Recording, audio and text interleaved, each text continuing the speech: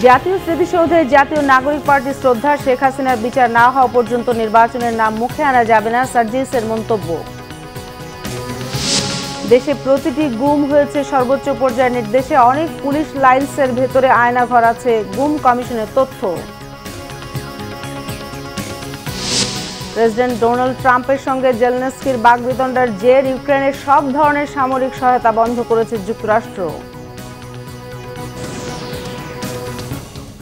দেখছিলেন crown cement সংবাদ শিরোনাম।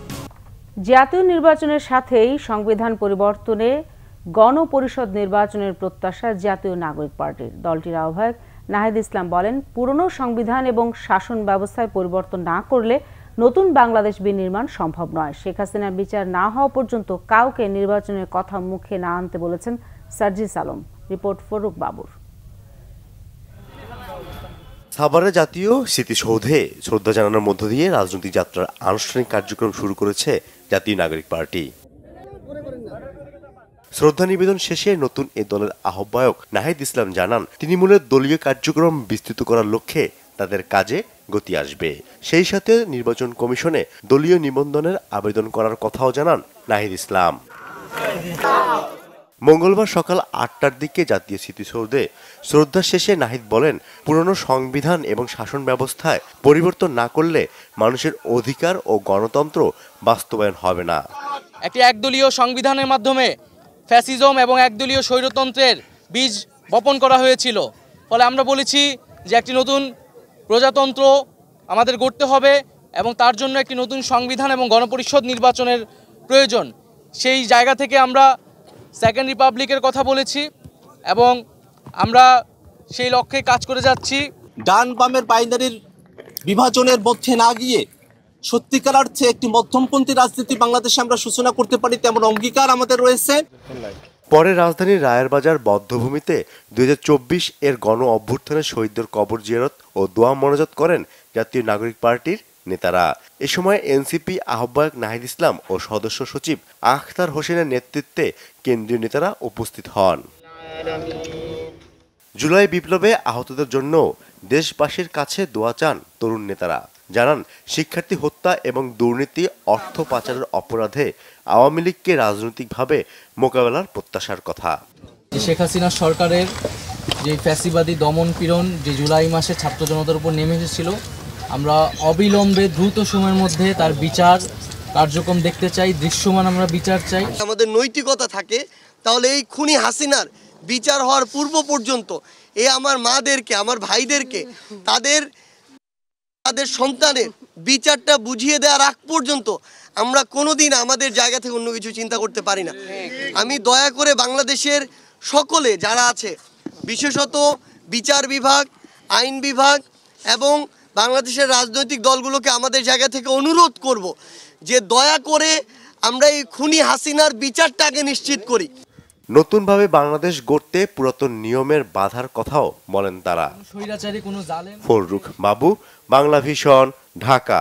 আমরা সবাই জানি প্রধান উপদেষ্টা ডক্টর মোহাম্মদ ইউনূসের সভাপতিত্বে উপদেষ্টা পরিষদের বৈঠক অনুষ্ঠিত হয়েছে। সকালে তেজগাঁওয়ে প্রধান উপদেষ্টার কার্যালয়ে উপদেষ্টা পরিষদের বৈঠক অনুষ্ঠিত হয়। বৈঠকে প্রধান উপদেষ্টা ছাড়াও শিল্প উপদেষ্টা আদিলুর রহমান খান, স্বরাষ্ট্র উপদেষ্টা জাহাঙ্গীর আলম, বিদ্যুৎ ও জ্বালানি উপদেষ্টা ফাজুল কবির খান, পরিবেশ উপদেষ্টা সৈয়দা রিজওয়ানা হাসান, স্বাস্থ্য উপদেষ্টা নূরজাহান বেগম, খাদ্য উপদেষ্টা আলী ইমাম মজুমদার সহ অন্যান্য উপদেষ্টা ও সংশ্লিষ্ট কর্মকর্তারা উপস্থিত ছিলেন।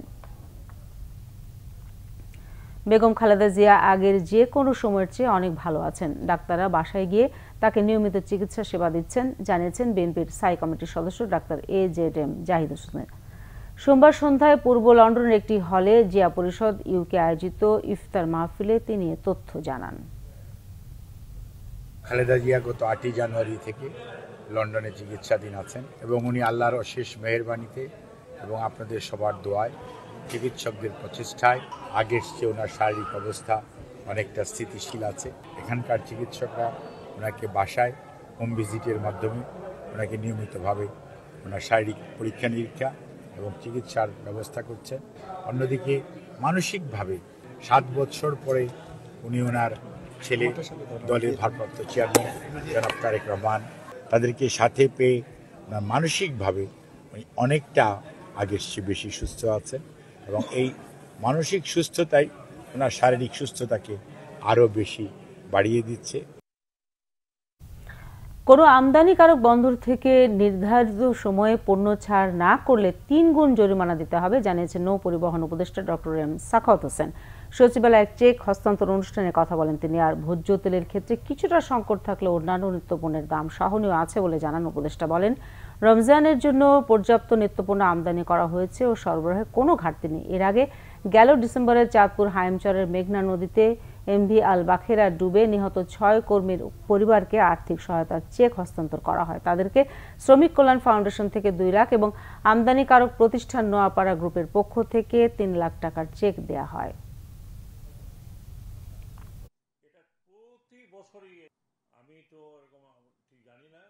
চিটাগং পোর্টে 3 গুণ করা হয়েছে আপনার পোর্ট রেন্ট 3 গুণ।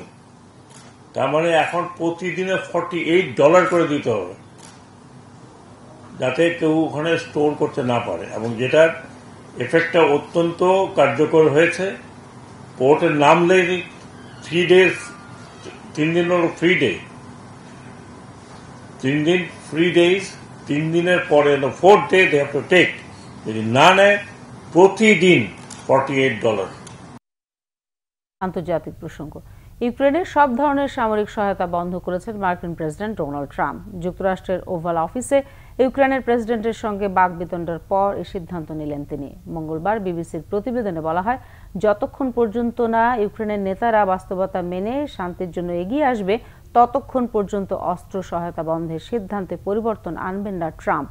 হোয়াইট হাউসের একজন কর্মকর্তার মতে, দীর্ঘ সময়ের জন্য না, সাময়িক সময়ের জন্য সামরিক সহায়তা বন্ধ রাখা হবে। এরই মধ্যে এই অস্ত্র সহযোগিতা বন্ধ রাখার সিদ্ধান্ত কার্যকর করতে প্রতিরক্ষামন্ত্রী পিট হেগসেথকে নির্দেশ দিয়েছেন প্রেসিডেন্ট ট্রাম্প। রাশিয়ার বিরুদ্ধে প্রায় 3 বছর ধরে চলা যুদ্ধে ইউক্রেনকে কয়েকশো কোটি ডলারের সহযোগিতা দিয়েছে যুক্তরাষ্ট্র।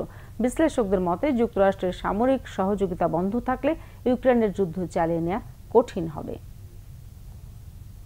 দর্শক, এই ছিল এখনকার মতো। পরের সংবাদ দেখার আমন্ত্রণ রইল। এছাড়া বাংলা ভিশন সংবাদের সংবাদ সংশ্লিষ্ট অনুষ্ঠান দেখতে ভিজিট করুন www.bvnews24.com ও facebook.com/banglavisionnews এবং সাবস্ক্রাইব করুন youtube.com/banglavisionnews।